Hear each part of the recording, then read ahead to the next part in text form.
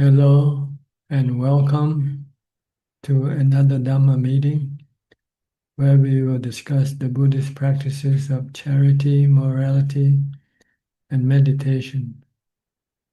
Everyone is welcome to join. We are waiting for our first participant.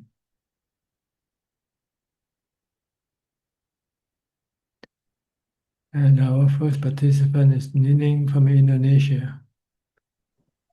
Yes, Ajahn. How are you?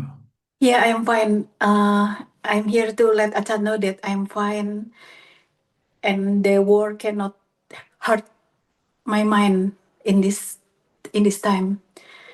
So I keep on practice and practice so that I can embrace the suffering as well as embrace my happiness, Ajahn. Yes, you must not have any mental suffering Yeah. by accepting both the pleasant and unpleasant feeling, the physical feeling Yeah, equally. I keep on strengthen my concentration, like Ajahn said in Dhammakuti, that concentration give me strength for not doing what I like, to suppress my craving, which is Yes, the cause of my suffering. you need equanimity, ubeka. Yes, Ajahn. Thank you for the teaching, Ajahn. All you need to do is not to react to anything, react with emotion like love or hate, just merely knowing things as they are. Yeah, neutral feeling, It, not neutral feeling, it's neutral reaction. neutral reaction. You don't react, you just merely embrace, merely accept things as they are. Someone say bad thing to you, you accept that. Someone say good thing to you, you accept that. You have no discrimination toward either of them with like or dislike. This is the way Yes. to protect your mind from being suffered. And I realized that my reaction sometimes very fast. Maybe I have a habitual reaction that I cannot conduct my mind to stop not doing that. For example, when hearing somebody pass away, Ajahn, sometimes I directly cry. It's very fast, Ajahn. That's why I'm now struggling to strengthen my concentration so that Yes, you have to do lots of meditation yeah, into jhana. yes, Ajahn. The more jhana you have, the more equanimity you will have, and Yes. the less reaction you will have toward anything. I know that it happened too fast because at many condition I can clearly see that every move of my body conducted by my mind. I can see clearly. That's why I can control my speech and my deed. But for some condition, that's I still cry. That's why it's very fast, Ajahn. Because different conditions have different strength of stimulation Yeah. for your reaction. See, Yes. some some they are very low in stimulating your reaction, so you don't react. But some they can be very strong in stimulating your reaction. So you have to keep on practicing, keep on uh, exposing yourself to more conditions that will cause you to react. Usually Yeah. discomfort. You don't like discomfort. So Yeah. you have to expose yourself to more discomfort and keep your mind not reacting to the discomfort that been given to you. Yeah. That's my weakness. That's why I'm now struggling for keep on teaching my, I mean, for improving my concentration, Ajahn, Yes, so you, that I you, can more. you need something to force you to practice more mindfulness and Yeah. meditation. Yes, Ajahn. And discomfort is a condition that will force you to practice more. Yeah. Sometimes when hearing about the people that I don't know them, but it's directly makes me cry, Ajahn. It's like maybe I don't know. Is it about the condition of the past life or what? But You don't understand life. yeah, yeah, You still think life should be rosy, life should be permanent, life should go on without death. So when you hear anything about death, you become sad. yeah, But if you can teach your mind all the time that death is part of life, it's normal. It's something that will happen to everybody. mm, So you have to contemplate on death more, so that you will be acquainted with the fact that everybody dies. yeah, And when that happens, you just shrug and say, well, that's it, that's it, that's the way life is. yeah, Why get upset? Why get sad or anything? By being upset doesn't change anything, does it? yeah, yeah. I know. Okay. So you still need a lot of work to do, Yes, both in Ajahn. terms of equanimity and in terms of wisdom. Yes, I know, Ajahn. Anicca, everything is Anicca. anicca. Anything that rises will cease one day. Yeah, So don't be complacent. yeah. I know. Try to try to make use of the time as much as possible for the Dhamma practice, Yeah, I keep on practice. Never stop. and do other things as little as possible. Do only what you need to do. What you don't need to do, then don't do it. Use your time wisely for the Dhamma practice. Yes, the time is running out. I know. Less time to practice. That's why I use my time wisely, Ajahn. Okay, good. Yeah. Thank you, Eh, Ajahn, for the teaching. Okay, next, Celia from Peru. Hello, How, Brian. how are you Can you doing? hear me? Yes, yes. Uh, well, as you were talking with the last participant about equanimity, I think I've lost a lot of equanimity lately, like You to the haven't point got it where. in the first place. How can you lose it? Good point. Good point. Well, I'm as far as possible now from even getting close to equanimity now. Mm.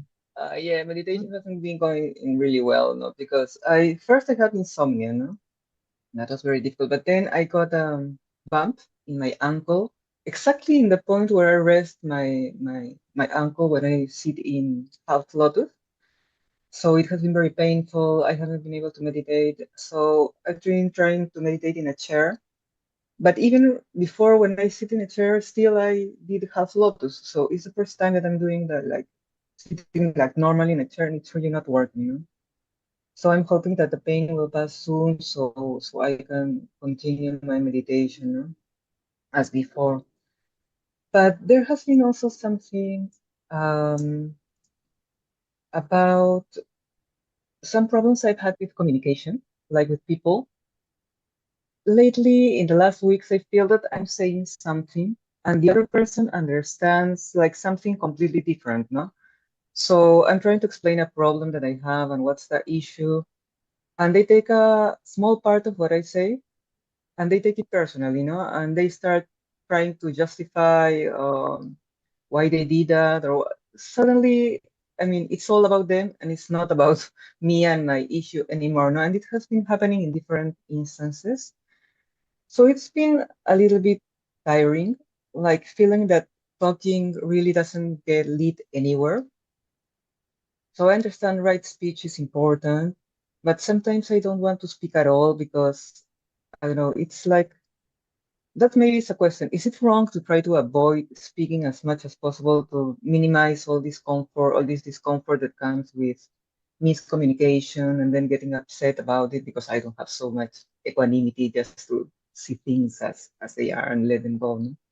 So is this Well, like basically, bibawatan ha? basically we try to do as little as possible insofar as communicating with other people. Keep it down to a minimum. And even when you have to do the minimum and you find it unproductive, then you can just stop. Ideally, I would try to do that, but on one hand, I have I have many things to see in this year that I have nothing to do with. I mean, I cannot stop them. It's like lawsuits that I have to see, things with my mother. I can just not avoid them.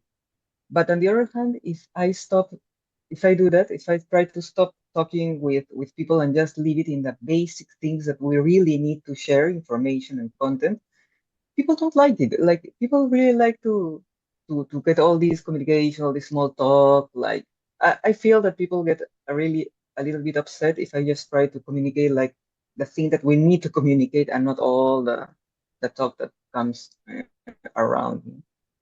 Well, it's up to you. You want to please them or please yourself. You have to choose. Point. So in terms of Dhamma, it's not bad if I look for myself, even if people get a little bit upset if I don't. If you're not physically hurting them, what's wrong Yes. with that? You don't do anything. It's them that get hurt by their own reaction to your speech, and you didn't intend the speech to hurt Yes. them anyway. They just took it wrongly, then that's too bad for them, right? Yes. That's why Yeah. it's I better was to speak as little as possible. The less you speak, the less the less problem will be.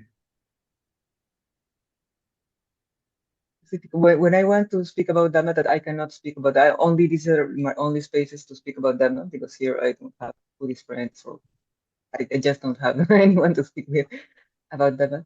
Uh, when it's about Dhamma, I want to speak a lot because I don't have many spaces. So I really want to speak and explain and all that. I'm very excited. But when it's about worldly things, yeah, it's one with another, no? Wanting to see for myself, but don't want other people to get upset. But as you say, if I continue to try to avoid other people to get upset, I'm the one who's always going to get upset lately. Because you Yeah. don't want them to get upset, so you get upset and they Yes. get upset. Yes. Oh my God. Yeah, but you're right. I have to see a little bit more for myself. Yeah, before you say anything, you have to think first whether what I say will bring productive result or negative result. If it's negative, then maybe you shouldn't be saying anything. So you may have to gauge the reaction that people might have after what you say, and then decide maybe you should talk less or maybe you should not talk at all. Difficult when I'm trying to explain a problem because I think that sometimes I need to bend things, like try to just say I have this problem and maybe look for some help. Well, this is cravings and can cause you anxiety and stress if you cannot How is it craving? explain to other people what you want to say. So you have to maybe accept the truth that maybe it's not possible for you to communicate with them.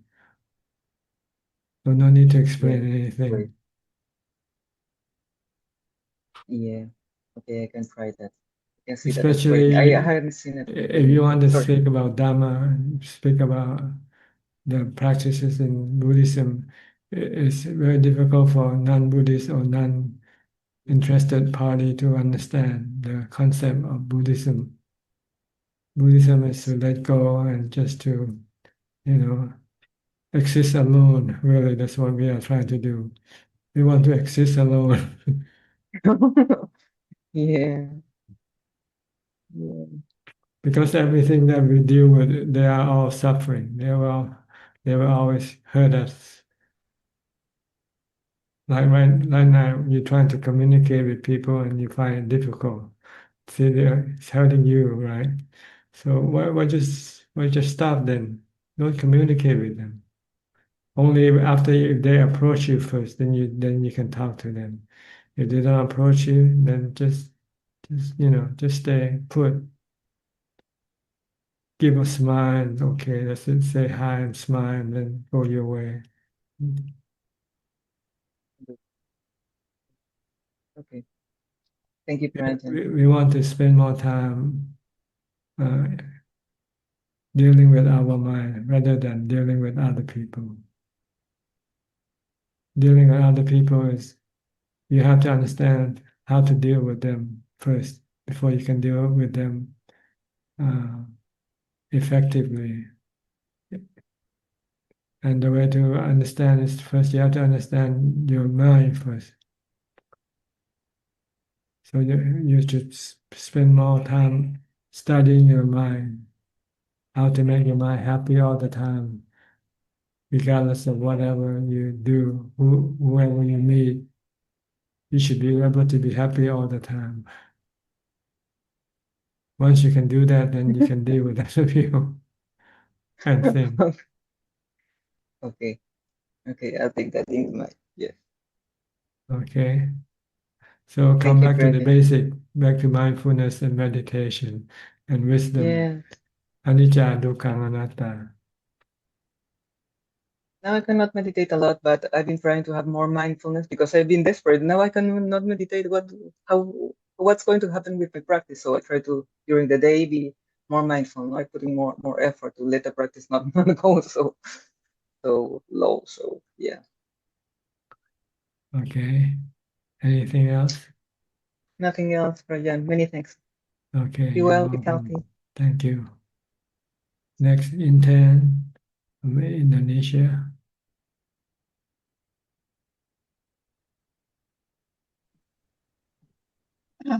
Good evening, Prajan. Yes, what can I do for you? Prajan, I don't have question, Prajan. I just want to say happy anniversary 51 Wasa Prajan. That's been almost a month now. Mm, yes. 19 At that time, I February. cannot enter the room. Huh? Prajan, I report to Prajan. I will follow Prajan advice. More better, I take my time to practice.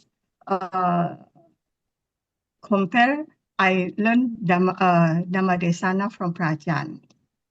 Cause in my experience, from the beginning, I don't have a meditation knowledge. I just follow Prajan advice. And in these 2 years, I can see my progress. So I think this is the important for me practice. And when I have a problem, I just ask Prajan, and Prajan always have a solution for me. Yes, So but thank you for Prajan advice and teaching and also guidance. you also have to learn to solve your problem. Yes. Unless if you cannot solve your problem, then can ask from your teacher. But first, you should try to solve it yourself first. Because Mm-hmm. Yes. if you don't, then you'll keep depending on your teacher all the time, and your teacher won't be around all the Mm-hmm. time. The Buddha said, "Attahi atano nato." You are your own refuge. So you have to Mm-hmm. learn to depend on yourself. Yes. Learn how to solve problem on your own, unless something that you could not really solve. Then you can then go seek for advice from your teacher. But first you must try to solve the problem yourself first. Understand, Prajan. Mm. Because if you don't, then Mm-hmm. you'll get into the habit of asking your teacher all the time. when you have a problem. Mm-hmm. Mm. Okay. Understand, Prajan. Okay. Mm-hmm. Anything else? Prajan, I want to ask. Oh yes, I have one question, Prajan. When meditate until the state separate between the mind and the body, sometimes I see like I'm in the forest and I saw uh, many trees and I meditate in below at the tree. Is this the phenomena? What phenomena? So what is the view that I see, Prajan? What you see in your meditation? Yes, I see that I'm in the forest and I meditate in below at the tree. They are mental imagination. Your imagination.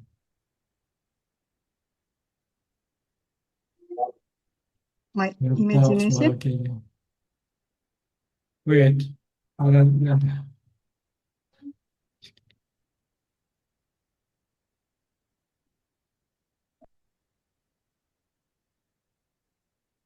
Uh-huh. So that is just imagination, Prajan. Yes, it's sankhara, your mental volition, your thoughts that produce these things. So just ignore everything that appears when you meditate. You want to get your mind into emptiness, Mm-hmm. nothing.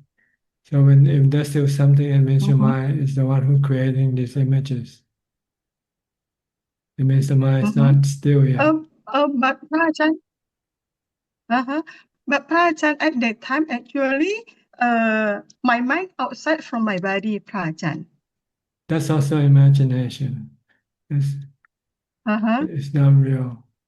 So just Mm. make your mind still.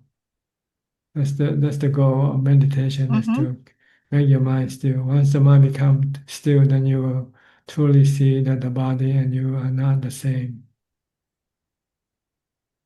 Mm-hmm. So if you still see the separation, it might be just your mental imagination.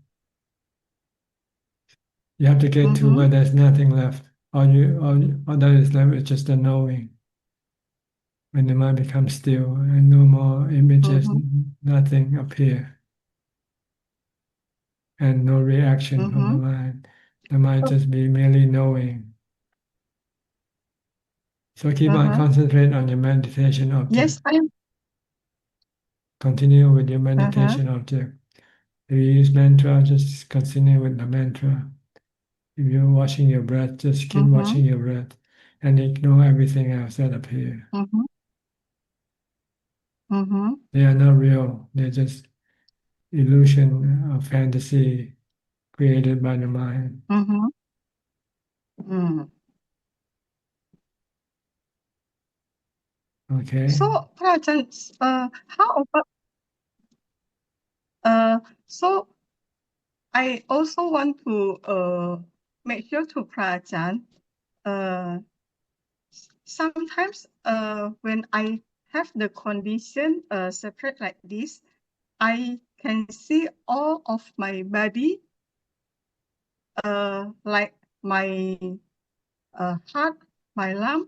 So all of my body, all of inside my body. Ignore them, ignore them. Don't want to see anything when you meditate. You want the mind Mm-hmm. to be still and just not Uh-uh. an emptiness. If you still have, Yeah, yes, Prajan. if you're still seeing, Uh-uh. then it means your mind is not yet calm. But at that time, my mind is still come, Prajan. I It's just not see. calm. It's not still. If you see a thing, it's still not. It's not still. It's like the TV. You haven't turned it off yet. You have to turn off the Mm-hmm. TV when there's no image on Mm-hmm. the screen. Then that means you have to turn off the mind. Mm. The mind is still active. The TV is still working. And you still see things Mm-hmm. in your mind. Mm-hmm. That's not jhana. See, that's not jhana. We want to get to jhana where there's nothing left. Mm-hmm. And the picture appear after I have the condition separate from my body and my Yeah, that mind. means they are not real. They're not yet. That is not You real. you should continue on with your meditation, Mm-hmm. because if you play with this thing, you're still using the mind, and the mind cannot be still this way. You want Mm-hmm. the mind to be still and not and not react to anything that appears in your meditation. Mm-hmm. Just concentrate on your meditation object only. If you use putto, putto, don't pay Prajan, attention to anything else. sorry, Prajan, at that time, the object also disappear. Don't pay attention. They appear, disappear. You don't have to pay Uh-huh. attention to them. Just pay Uh-huh. attention to your meditation object. So how when at that time, when sometimes I use Buddha, sometimes I use Anapanasati, but after that, my mostly I use Anapanasati. So my breath is very soft until I cannot feel my breath. Then at that time, I don't have breath. Then I see the spread from my body and my mind. That is your And imagination. That's your imagination. uh-huh, Your mind's not still yet. When the mind becomes mm-hmm, still, you don't see anything. mm, So keep focusing at the same point where you used to, whether there's breathing or not. Don't worry. Just concentrate at that same point. Breath or no breath. Just know that there's no breath, and keep concentrating on the same point. mm-hmm. Don't pay attention to anything that appears. So can Ajahn repeat again? I don't understand. So when the condition I don't feel my breath, so I just Just know that now there's I no breath to feel. That's all. Just stay uh-huh, in the same point. Same as the same. uh-huh, Watch the same point. Don't move. Don't go uh-huh, anywhere. Watch the uh-huh, emptiness. mm-hmm. So when the emptiness is so what should I do when Do I see nothing. Do nothing. That's what when I'm I trying look to say. Do oh nothing. Just merely know. oh uh-huh, uh-huh. So Yeah. when I know that this is disappear when this separate from my mind and my body, I also just see Don't see. that is Don't. Just that only the is breath. force. Only the breath. Oh. Breath or no breath. Just watch at that point, and everything else. Mm-hmm. Don't pay attention to anything. Mm-hmm. Okay. Mm. Just watch at the Okay. tip of your nose where the breath Mm-hmm. comes in and goes. There is breath sometimes is so fine that you might not be able to feel it. But if you carefully Mm-hmm. watch it, you'll feel it again sooner or later. Mm-hmm.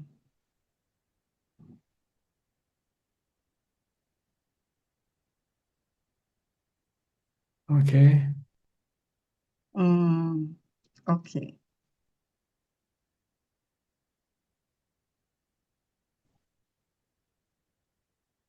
All right. Anything else? Uh, I still actually I still confused Rajan. Well, just keep watching the breath. That's all you have to do. Mm-hmm. Mm-hmm. And don't pay attention to anything else. And everything Mm-hmm. will be fine. Mm-hmm. Okay. Uh, so when don't have breath, So, There is breath, you just don't see it, that's all. If there's no breath, then you die. If you don't breathe, you die. Okay. So there is breath, don't worry. Just keep watching at the same point. Stay at the same point. Don't go away. Your mind is trying to find excuse to go away and create something all the time.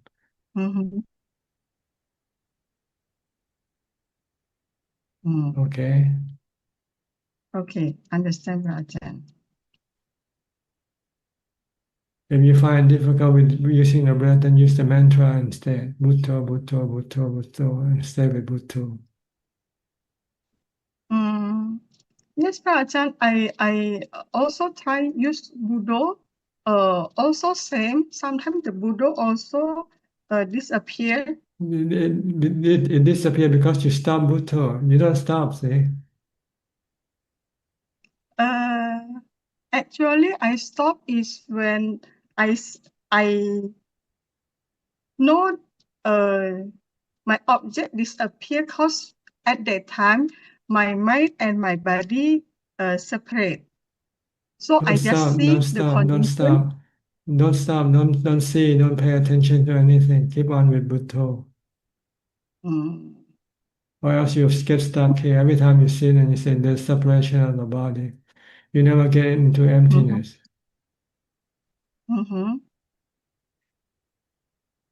You haven't reached your destination yet. Don't get off the bus. Continue riding on the bus.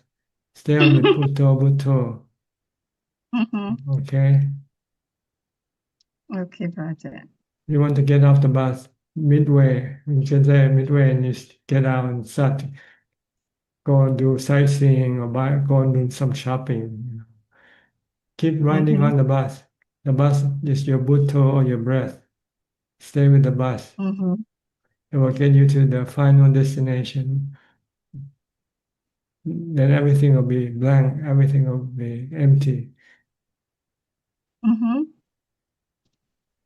So, Ajahn, mean when I see that condition that is not real, this is just my imagination. Well, When I see the condition emptiness. I don't know what you see, so I cannot really say. But mostly it's your imagination, your mind producing them, because your mind is not still yet. Uh, when my I just want to confirm to Prajan, so I know this is right or no. It's not right. When you get to emptiness, then you know the real thing. When the mind get into emptiness, then the body disappear from your consciousness. Then you know the consciousness and the body are two separate things. You have to get to emptiness to see this thing, to Yes, understand this Prajan. thing. Yes, Prajan. I that condition, Prajan. It's not When conditioned. You don't see anything. It's emptiness. Okay, no, I think you just get confused. I don't know how to explain it to you.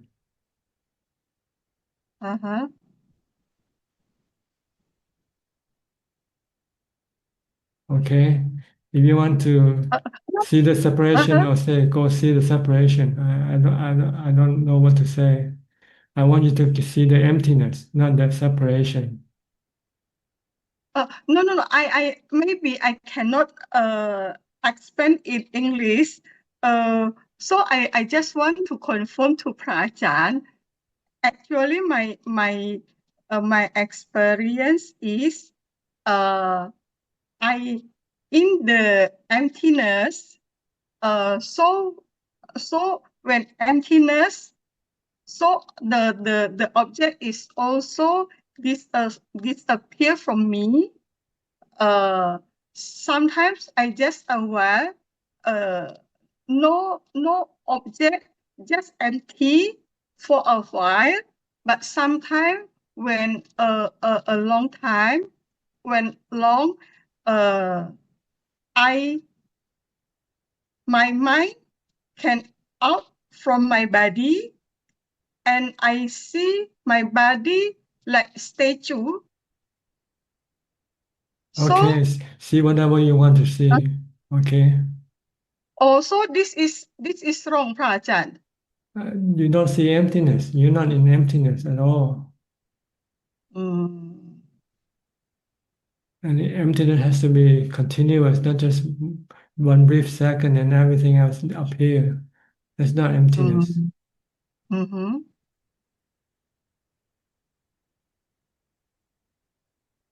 Okay? You haven't switched Okay. off the mind yet. The mind is still producing pictures, images for you to see. Mm-hmm. Mm, When the mind stops, it's like turning off the TV, then there's nothing appears on the screen, right? mm-hmm. Okay. Then you know this is the pure mind, the mind that is not have Mm-hmm. anything to do with the body. Mm-hmm. Okay? So, Prajant, mean the emptiness is must the Okay, okay, just okay, just keep Prajant. meditating, okay? You're not there Mm-hmm. yet. Okay. If you still see things, then you're not empty. It's not emptiness. You don't Mm-hmm. have to see things, then that's emptiness. Mm, Now you have to turn okay. off your computer right now, then you'll see an empty screen. Mm-hmm. Right now you're seeing pictures of me and you and everybody else in the room. Mm-hmm. So your computer is still working. If you want to stop your computer from Mm-hmm. working, you have to shut down the computer. Then the screen become blank. Then you know, oh, Mm-hmm. the screen and the images are two separate things. They're not the same thing. Mm-hmm. Okay, just keep on Okay. meditating. Uh, Okay, Yes, I will try. don't see I will anything. try until. Whatever you Uh-huh. see is don't pay attention. Pay attention to meditation Mm-hmm. object. Mm-hmm. All right. Okay, Okay. Prajant. Next, Professor I will Ken. try.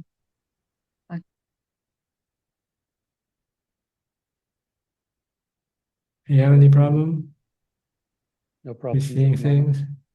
No, You I'm not seeing understand what you anything. see? It's not being real. Yeah, I have no issues at the moment. And no questions for today, No Tanaka. question. Yeah. Okay, you want to be safe. Oh, yeah, I don't want to put my head in the block here. That was it was nevertheless very interesting exchange. Thank you. Yes, it's interesting and so frustrating at the same time. I know, it's okay. Okay, Thank you. next, Thank you. Full Moon. Hi, Full Moon. Did you take an ordination? Yeah, you can speak now. Good evening, Ajahn. Yes. Sitting meditation very good. Just focus on the breath, and when it in and reciting put and it out and I reciting do. Use this method to meditation. I feel good, and I can focus on 2 hours. Focus on it on the breath for 2 hours. And tonight I have a question is that if a person who bhavana to be a Buddha in the future, who's who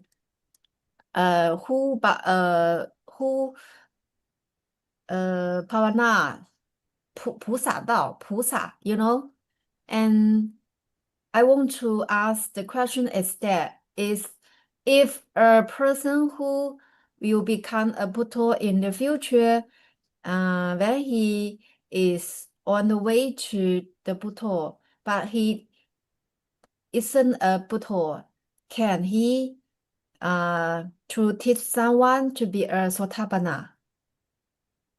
You have to be the Buddha first before you can teach other people to be Sotapanna. Like the Buddha, he became enlightened first. Then he taught the 5 ascetics, and one of the ascetic, after listening to his teaching, became a Sotapanna. Someone have to be a Sotapanna, and then he can teach others. If not, he can, right? That's right. If you don't know how to ride a bicycle, how can you teach other people to ride a bicycle? He can talk to the he know the master, and he can talk to the Deva. He know the master, and he met several Buddha in the past. But she didn't want to be an Arahant. She just want to be a Buddha. Okay, don't worry about the other people. Worry about yourself. Okay. Okay. What you want to be. I want to. Oh, I know. I don't want to be an Arahant. I just want to get nothing. I don't want to get nothing. I don't want to get anything. I want to drop in my grave, angry and ignorance. I don't want those things. Okay, Yes. good. Yes. Good. Then get rid of them. Stop hate, stop greed, stop delusion. Okay. That's All right.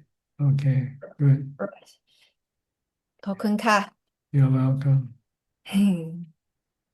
Okay, next, Alvin from Malaysia. Namaskar, Tanajan. Tanajan, I was listening to Luang Tamabua's talk again. He referred to fire of Dhamma. Fire of Dhamma meaning the Noble Eightfold Path, right, Tanajan? Well, it can be just wisdom alone. Wisdom acts like fire. Once you ignite the fire, it will just burn all the grass that is there for it to burn. So once you ignite the wisdom, once you start to see the three characteristic of existence, then this will then spread out to everything that the mind touches, that the mind comes upon, which are everything that the mind has been attached to. Okay. So it's referring to wisdom, just Okay, but to achieve that, you have to go through the Noble Eightfold Path as well, right? Well, you need to have precept first. Yes. Then you can then develop samadhi. Then once you have samadhi, then you can develop wisdom, ignite the fire of wisdom.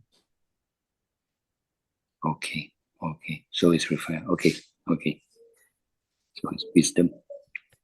Okay. Okay, thanks, Tanajan. Is that all? Yeah.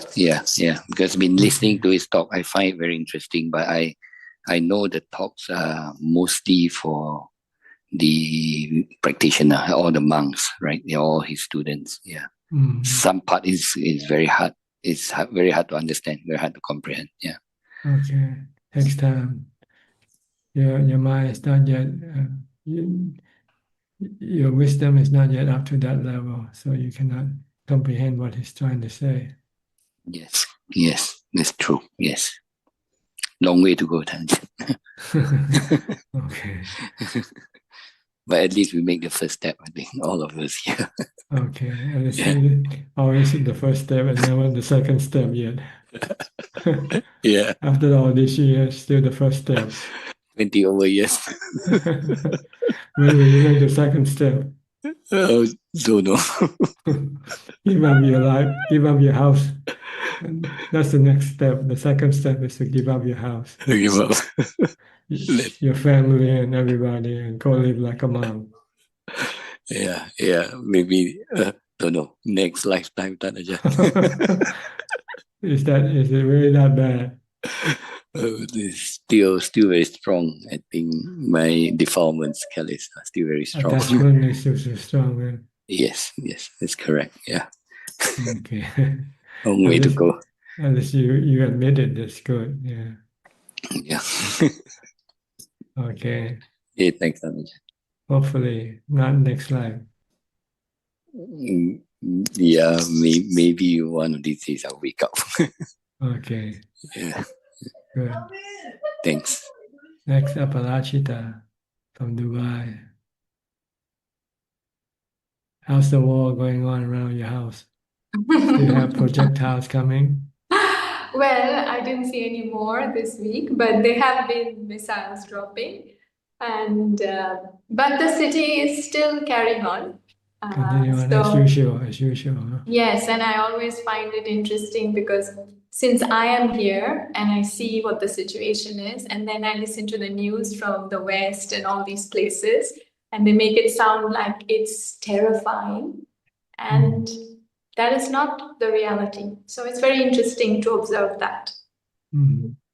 But it is a serious situation, but the city is still functioning. So good. Yeah. Life goes on. Yes, truly life goes on. Yeah. And what can I do? So I'm just teaching my classes and leading my life, and that's it. Yes, and meditate. Yes, meditating and listening to, and yes, finding some clarity. Yes. So how is your fasting coming along? Are you still fasting around? Yes. So I wanted to clarify. I hope it didn't sound like I was fasting completely. Not. It's like a Ramadan fast. So the sun rise, they don't eat, and then sunset they eat. So after sunset, that's right. you can eat. So it's a little different timing, but I've been doing it. I've kept it still. So no water and no food from sunrise to sunset. No eating and drinking water even. No. Okay. How do you do it? Not drinking water for? I thought I wouldn't be able to, but before I wake up, I drink some water, so it's hydrated, and then I don't drink till 6:30 or so.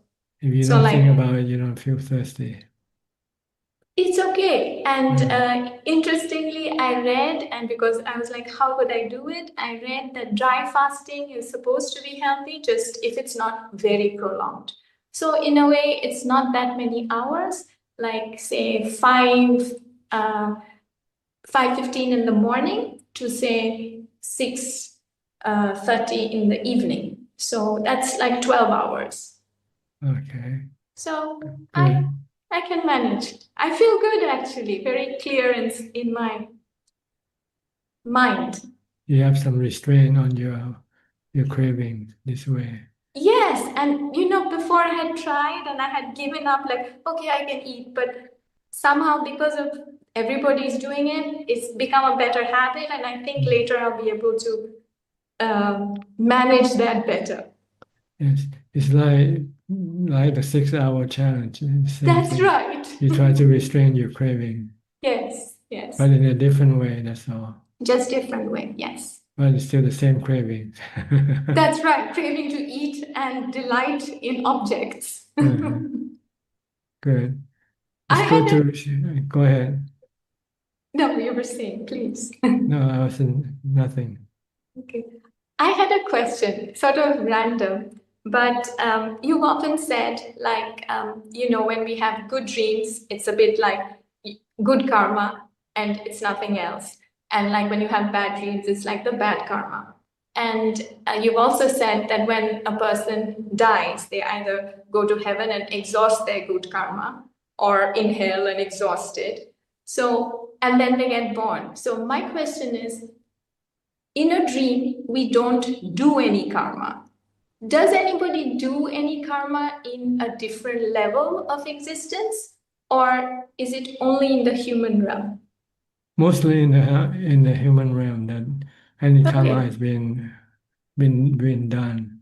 The rest of the realm is a place where you go and receive the reward or pay the the punishment of your good or bad karma.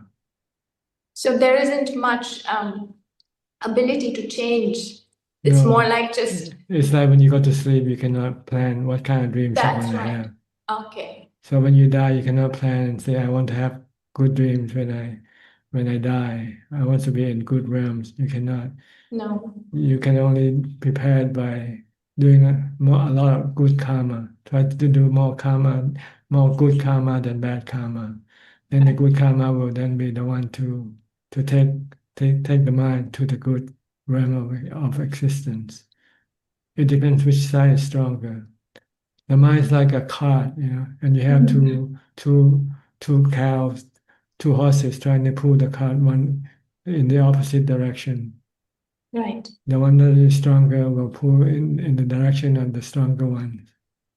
So the good karma and the bad karma are like two donkey or two mules pulling the same cart into two separate direction, two different direction.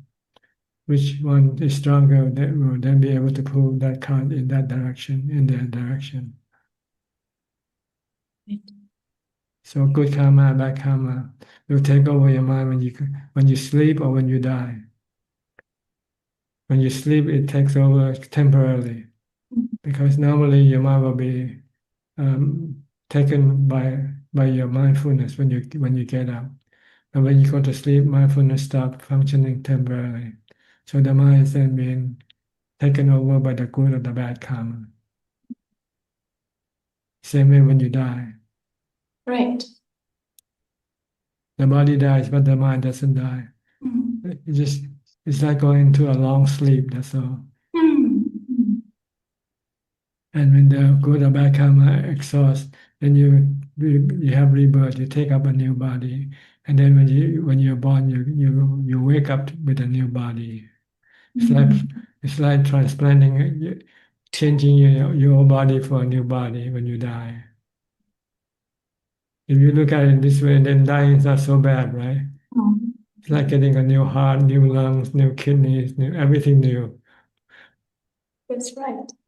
But definitely, while alive, then it makes more sense to sow the correct seeds, because I don't know where I'll end up and I won't be able to do anything in that realm.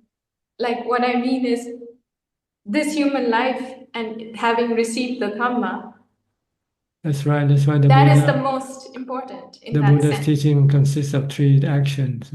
Yes. First, avoid doing the bad karma. Second, do only good karma. And third, purify the mind. Purify the mind. If you can purify the mind, then you can stop rebirth altogether. But if your mind is still defiled with defilements, the defilement will still keep pulling your mind to a new birth. So, But if there's no defilement, then there'll be no one pulling the mind toward a new birth anymore. And then that's nibbana. It's considered to be in nibbana.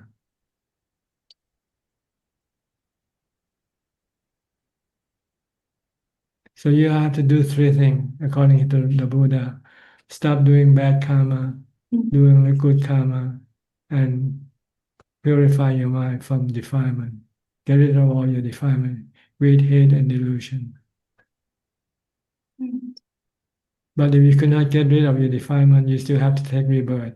And then you have to go according to your good or bad karma, to good realm or bad realm, before you take rebirth again. right. Okay, so death is like a long sleep, that's all. Yeah. When you're born, you wake up from your long sleep, Right. and the baby comes out of the womb and wake up and start crying. That's when it wakes up from the long dream. Yes. And then it's like, oh, where am I? I'm a baby Yeah, again. long sleep, yeah. Right. Get new house, new father and mother. Good or bad depends also on your good or bad karma also. Yeah. If your good karma, if your good karma take effect, then you get a good life, a good birth. If your bad karma take effect, then you have a bad life. You might be born poor, born destitute, and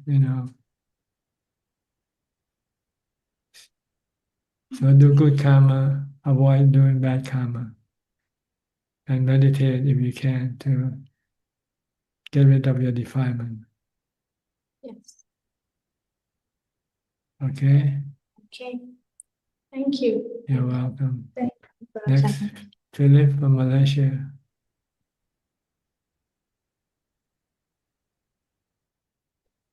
Hello, Ajaan. I'm here just to listen and pay my respects to you.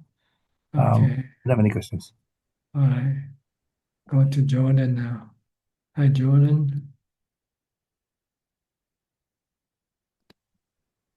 Hello, Tanajan. Still in Chiang Mai? Actually, I'm back in Toronto now. Oh, I decided to really? come back a little bit earlier than I originally planned, because see. there wasn't really didn't seem to be a point to being in Thailand anymore. I wasn't really feeling like Have your feel of excited about Thailand. traveling. Longing for home now. Yes, I'm staying with my father and back in Toronto, and it's good to be back. Okay, good.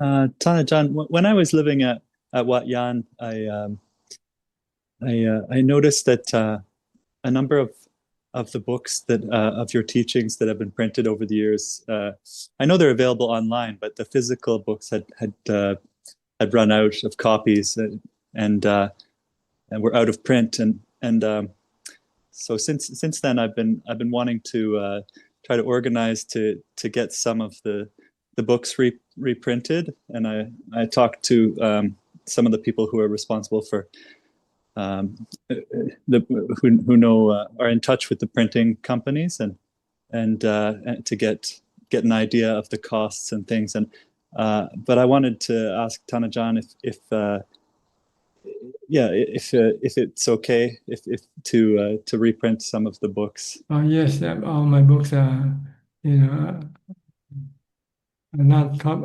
prohibited from distribution. Everyone who wants to print and distribute are welcome to do so without getting me any permission from me. It's already given as far as distribution for free distribution. For that. Okay, wonderful. Wonderful. Okay, so yeah, I'd like to get some of the books reprinted. So I'm gonna talk to see if anybody would like to contribute to printing. They can contact me. If anyone from the group, I mean, is welcome to. Okay, thank you. Yeah. For your... Thank you very much. I think it would be nice to have them available, because I know they're available online, but it's nice to have a physical book. And I think when I'm reading online, it's also a lot more easy to get distracted by all the other things you can do when you're on a computer. Yes, yes. But the problem is how are you gonna distribute them? That's the problem. Oh, I think it would be contacting different temples,